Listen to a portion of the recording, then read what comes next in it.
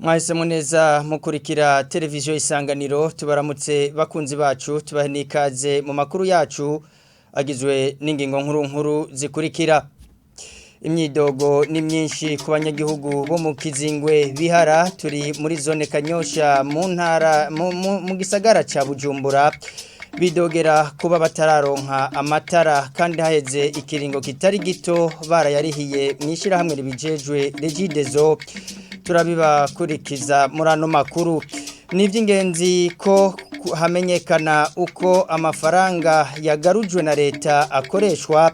eka mbere nuko akora. Akamo ka Gabriel Rufyiri arongoye ishirahamwe Olicome akaba yabishikirije kuri uno wa kane mu nama yo kurabira hamwe uko amafaranga yagarujwe na leta yoja arakoreshwa ku mugaragaro. Idonido ni muri ano makuru tubahaye ikaze.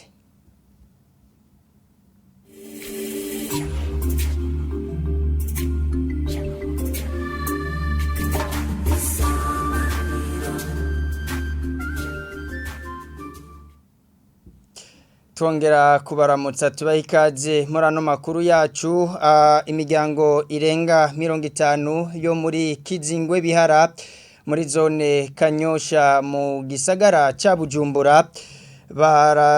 irarababazwa no kuba itagira amatara kandi haheze ikiringo kitari gito yararishe amafaranga mwishirahamwe rijejwe gutanga umuyaga nkuba Regideso. Abajejwe intwaro ku nzego zo ku mitumba aho muri Kizingwe Bihara nabo nyene baremeza yuko ikena ry'umuyaga nkuba aho mu Kizingwe ari kibazo kuko ngo mbere bituma n'abasuma bikinga agahumbezi bakihayirara mu mihana y'abantu gutyo bakabiba. Evariste Nzikobanyanka arayidushikiriza. Zone Kizingwe Bihara iri mu bumanuko bwa zone Kanyosha ikabigizwe n'ibice bibiri, igitunganijwe kijambere viabilize n'ikindi kibamwo bene amatongo. Bamwe mu banyagihugu bidogera Regideso kwitarabaronsa umuyaga nkuba n'amazi kandi baratanze amafaranga basizwe na Regideso nyene haraheze igihe. Ibisenda vyakira neza ku buryo kubona nararisha amafaranga ubumya kugera iki kiringa ata matara ndaronka birambabaza cyane kandi mbona abandi batsa amatara ukuri kwami. Nararishe neza cyane ngaye amafagitire yose ngaye marayabona yose ndayafise, amafagitire yose ndayafise nararishe byose ngibi nibaza ko mubibona. Ico dusaba Regideso nuko yoshika kuri teri kabone iyo ngingo yafashe ku buryo yuko yo amatara abantu twege twarishe. Bavuga ko kutagira amatara biriko bibatera ingorane nkukuno abandanya bivuga. Mu kibazo tubajerejezo batubiye ngo tumanze turindire wumve ryo rindira ryacu n'ubu turacarindira ku buryo n'uyu munsi dufise ibibazo by'abasuma twama twibwa hamaze kuba mu kizima. Ntidushobora gutahura igituma ryo tutagira amatara kandi ubona insinga zisha hejuru yacu y'amazo yacu amapoto ari ku mbuga zacu. Harerimana Anise arongoye serire Kizingwe Bihara yemeza ko abanyagihugu arongoye bari mico kubiri, hari abaronkejwe umuyaga nkuba n'abandi bitakunze ko bawuhabwa kubera ivyo basabwa, agasaba ariko ko hatobaho umwana n'ikinono. Mu bisanzwe abantu bose mu nyuma barose amatara ariko kandi sinova ko habaye robanura n'abakera abakenyi bararose amatara gusa mugabo n'ingingo zasohotse mu nyuma kandi mugabo zafashe bose ubunye sabakera kandi n'abashasha bose nta matara baronka. Muga twese tubona barayoke kuraba bagatunganiriza bose abashasha canke abakera kugira ngo abanyagihugu imidogo ni myinshi barihe guma bidoga bave mu kizima babe habona nk'abandi kuko birababaje kubona umubanyi wabacana amatara nawe kaciba mu kizime. Ivyo biruko mu gihe hari ingingo y'ubushikiranganje bujejwe inyubako yo mu kwezi kwa 12 umwaka uhizo wa 2022 isabishira hamwe Regideso kudasubira kuronsa umuyaga nkuba n'amazi abubatse amazu mu makariti atandukanye harimo Kizingwe Bihara badafise uburenganzira bwo kubaka autorisation de bâtir. Urupapuro rusabwa muri kino gihe uwo ari wese yituye Regideso kugira tunganirizwe. Mu gisata c'intwari bereye tubandanya amakuru yacu. Amahera arenga imiliyaridi 21 niyo yagarujwe na leta ariko ngo nta umenya irengero ryayo canke ico yakoze. mu nama yo kurabira hamwe uko ivyo kogwa kugira hamenyekane uko amahera nkayo aba yagarujwe yo akoreshwa hari kuri uyu wa kane Gabriel Rufyiri arongo ishira hamwe Olicome abona ko byoja birakogwa ku mugaragaro. Twaberetse mu itegeko risanzwe rikoreshwa mu gusuzuma amafaranga leta iba yakoresheje ico twita mu gifaransa loi de règlement du compte et du compte rendu budgétaire y'umwaka wa 2021 n'umwaka wa 2022 aho hariho agace hari amafaranga leta yagaruje angana imiliyaridi 21 amafaranga duheje kuvuga shika imiliyaridi 21 arenga yoba atazi yavuye rega nivyo nico gituma amategeko hari kugira ngo ibintu byose bitumbereze ayo mafaranga yaraje ari mu itegeko twayabonye yuko yashoboye kwinjira mugabo uko mwabivuze nta numwe azi aba yatanze nta numwe azi niyazoja nkeka bazoca baya tuzoca turaba mu itegeko bariko rirategura ubu ko ayo mafaranga azojamwe mugabo siyo yonyene murabizi neza ko twavuze amahere ya misome mu itegeko muyo mu isuzumwa ryabaye nta numwe azi yari amafaranga yo mu butare nta numwe azi yari urumva rero hari ibibazo byinshi nibaza yuko muri leta bagomba kudusigurira ko twabivuze twishimikije ingingo ya 39 bwizwa shingiro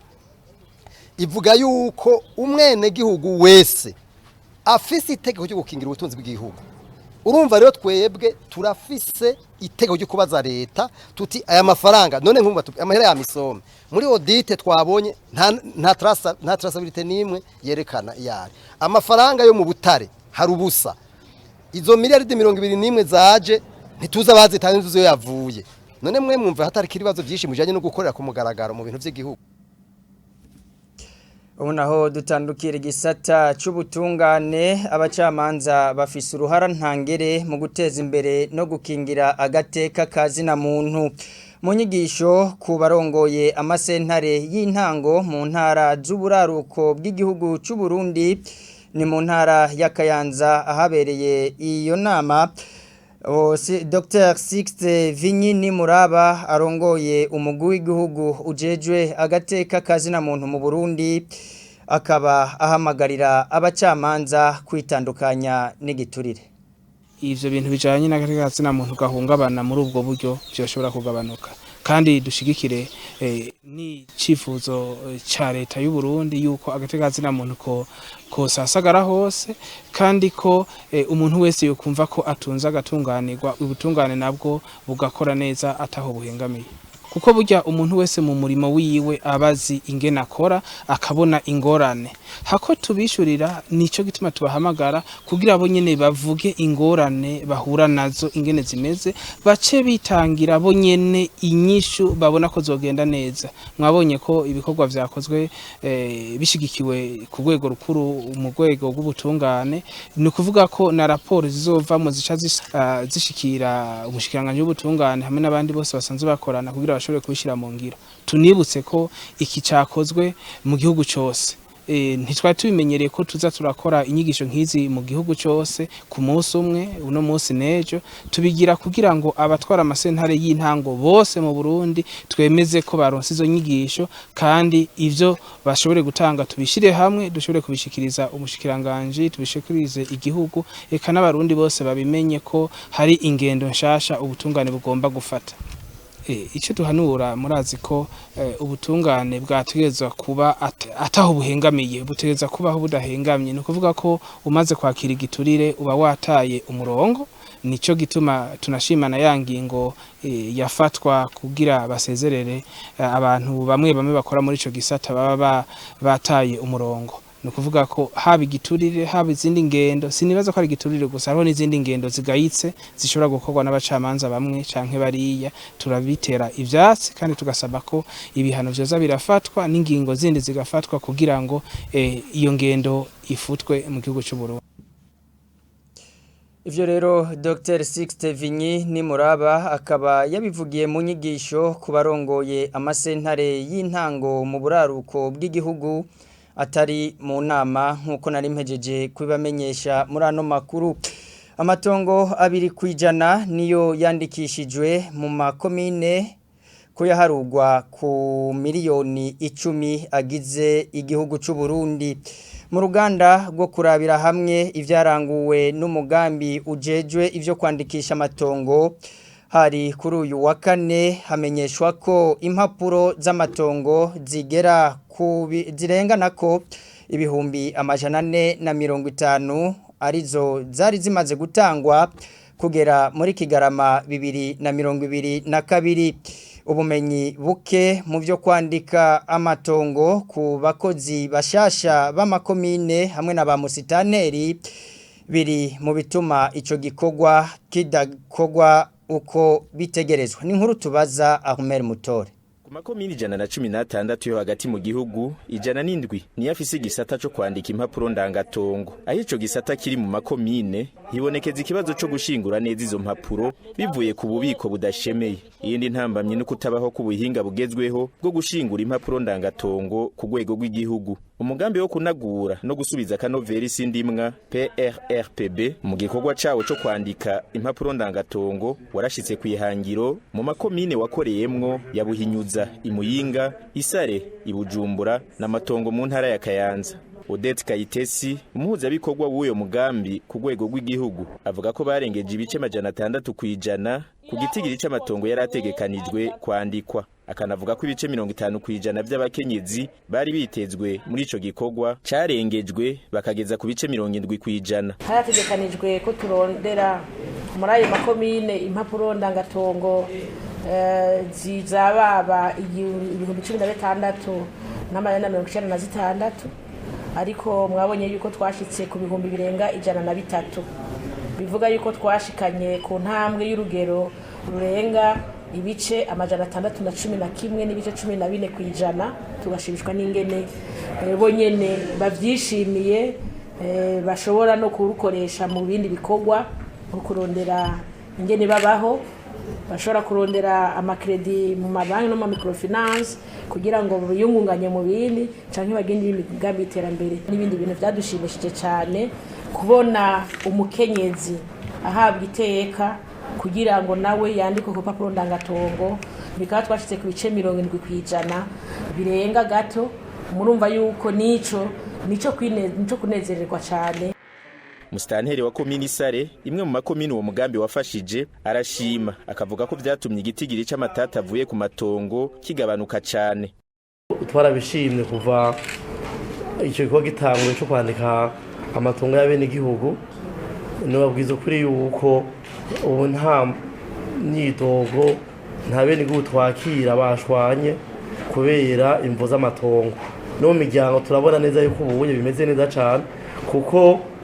ukuntu twabonye byagenze bakwandika amatongo bakujeko Odette Kayitesi agahamagarira abajejwe intwaro ku nzego zose muri ayo makomini uwo mugambi wakoreyemwo kubandanya barangura neza ico gikorwa cyo kwandika amatongo ngo kuko biha intege bagifashishije uburyo bigatuma babandanya uwo mugambi mu yandi makomine turasaba haba abajejwe intwaro guhera hasi haba abajejwe intwaro mu rwego rw'intara reka no ku gihugu yuko ibikorwa byo kurikirana huya ntibizoyimfa gusa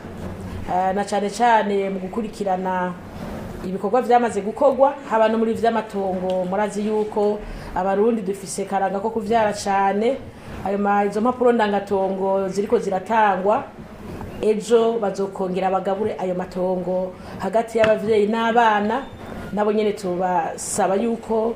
abajejwe intwaro yuko bikurikirana kugira ngo bazokwame bibuka kugenda kwandikisha ayo matongo baronka impapuro ndangatongo muri iyo nama hakaba hasabwe ko uwo mugambi wo kwiragizwa mu yandi makomine yose agize igihugu ikindi ngo nuko itegeko rigenga uko impapuro ndangatongo zandikwa zigatangwa rikwiye guhinyanyugwa Ahmed Mutore urakenuye haniho duce dusozerera amakuru twari twabateguriye mwakoze kuba mwayakurikiye mubandanye mushimishwa n'ibiganiro vya televiziyo Isanganiro.